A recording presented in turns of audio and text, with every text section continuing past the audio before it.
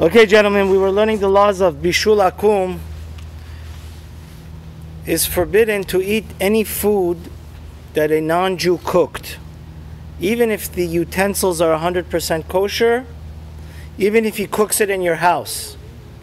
Why did the Chachamim make this rule? Because they were worried about intermarriage. And we see, unfortunately, that I'm recording.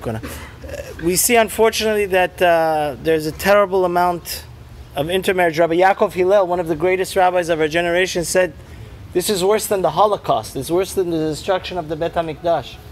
The amount of Jews that are marrying non-Jews is a silent Holocaust.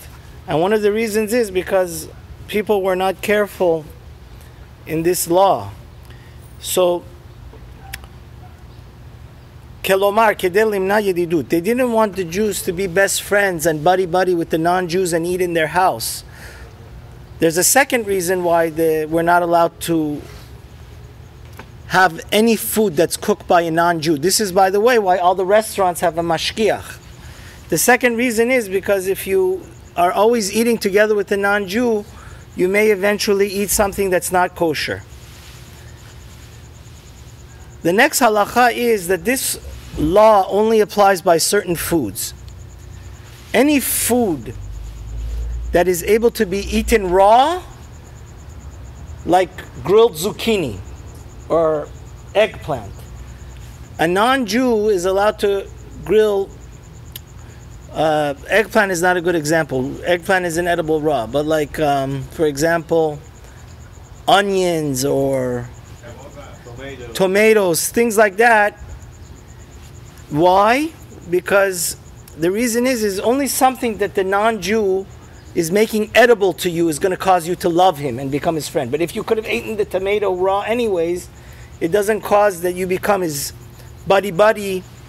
And they asked me last week when I was saying this halakha about eggs. So if you see in the poskim, it says no. Normal people, when they cook eggs, is when it's cooked. Raw eggs is, if they use it in a protein shake, is a problem. So a non-Jew, your maid,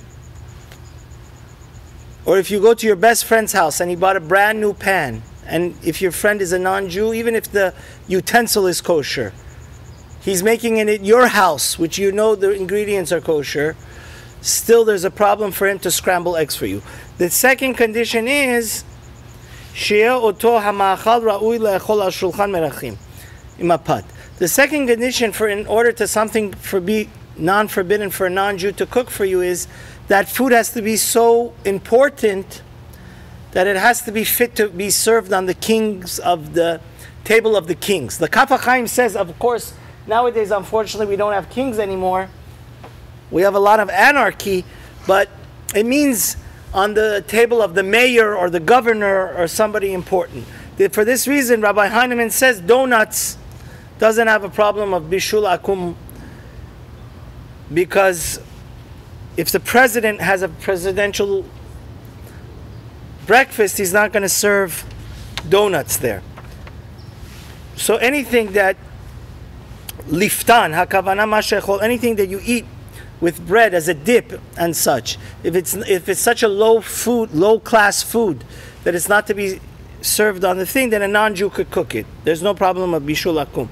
And again, the same reason is because when he cooks it for you, he causes love and affection. But if he's not doing anything important, then this is not going to cause them to become psychologically and emotionally close to one another. Please don't forget, everybody, according to all opinions, we're not allowed to have any meat anymore. Meat also includes chicken. And we hope that everybody has a meaningful 9 days that we do teshuvah and Hashem brings Mashiach Tzidkenu. Amen.